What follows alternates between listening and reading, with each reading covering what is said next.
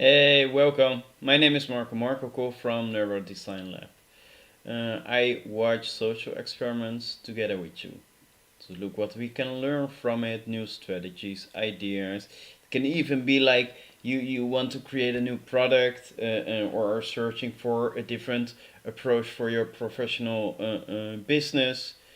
There is so much power in social experiments. So we're gonna watch a social experiments about conformity, which means you don't do anything yourself. You get controlled by the people around you. You get influenced. Your mind sees something and then it automatically responds. And there comes the question. I'm looking at my screen. What if you are not able to think for yourself? Which you are not, because most things you do unconsciously. Think of driving, think of all kind of other things, like how I'm acting now with my hands. Now I get aware of it, it's very annoying. It's also automatically.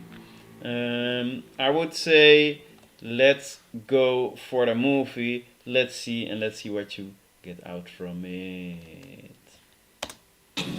To answer that question, we set up a hidden camera experiment to see if this woman would stand up at the sound of this tone, simply because everyone else is.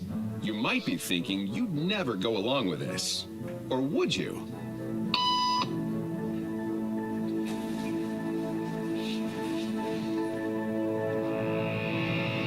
Just 3 beats, and without knowing why she's doing it, this woman is now conforming perfectly to the group. Probably you will say you wouldn't do this. I said it also, but I I can't believe we will do it. We will follow those people, those signals. Now I'm like I would never do this. Would absolutely not be that woman. But yeah, stay tuned because it's gonna get more interesting. But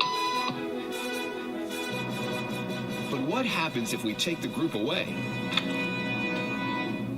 Elaine, please.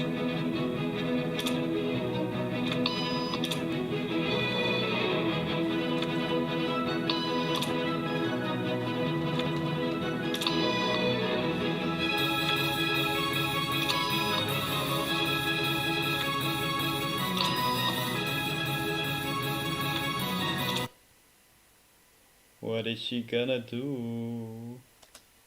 Okay, now she's alone. The crowd is gone and nobody is watching her except our hidden cameras. What do you think she'll do?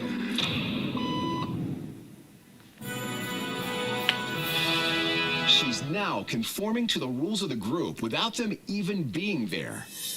Now, watch what happens when we introduce another outsider who doesn't know the rules. Have a seat and they'll be out in just a couple minutes. Thanks so much.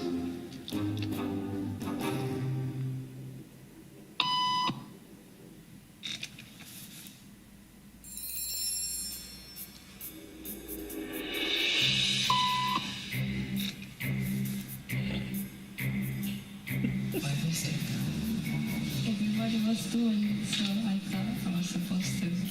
Think she'll teach the new guy what to do?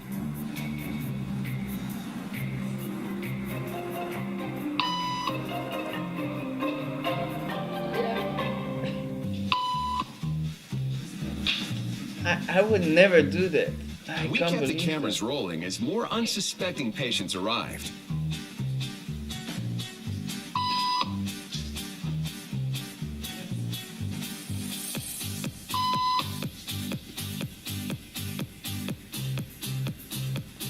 And slowly but surely, what began as a random rule for this woman has now become the social norm for everyone in this waiting room. Here to explain what's going on in their brains is Jonah Berger of the University of Pennsylvania. This sort of internalized form of herd behavior is part of what we call social learning. Starting at a very early age, when we see members of our group perform a task, our brains literally reward us for following in their footsteps. When I saw everybody stand up, I felt like I needed to join them. Otherwise, I'm like excluded. Once I decided to go with it, then I felt much more comfortable. Conformity is how we become socialized, but it can also cause us to develop bad habits or repeat past wrongs. And it's why even this rebel, who wasn't standing for any of this nonsense, eventually joined the ranks.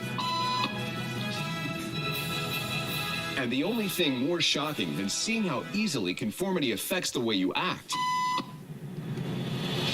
is that similar forces are subconsciously shaping the way you think right now. What? Oh my god! That's amazing. Okay, that's, to be honest, how we work. We have all kind of lines in our head, lines, neurons, which are connected based on what we have learned. That's why young kids can do what we can do, because we learned a lot more. You just get programmed. We are supercomputers, so to say. And what do I find interesting in this whole aspect? What you can get out of it to use it for yourself. For example, I just set up some ideas, which is obviously very important if you do a marketing campaign. Keep on have one message repeating over and over and over and over and over again. It's simple tip.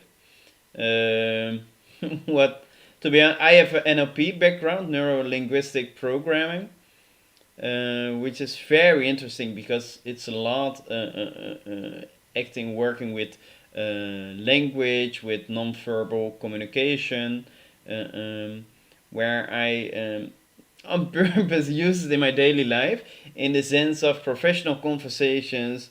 I try to persuade certain people by using conformity. Simply saying things over and over again and looking how they react, and then using another sentence in a different way, but still with the same words, to make an idea, to keep an idea in their heads, which is for me maybe beneficial for the professional approach I want to gain with them. Another thing is I'm not sure if it's 6 times, but there's a psychological background in making other people say yes 6 or 8 times, and if they say yes, they are mostly on board. So, for example, you ask them, are you really sure of doing that approach? Because it sounds very good. What do you think? If you create it like that, and they come along and say, Marco, yes, I think it's a very good approach. And if you repeat it a couple of times in your conversation, there is a big chance that they will come along. That's it for now. I hope you enjoyed the streaming, and I'm over.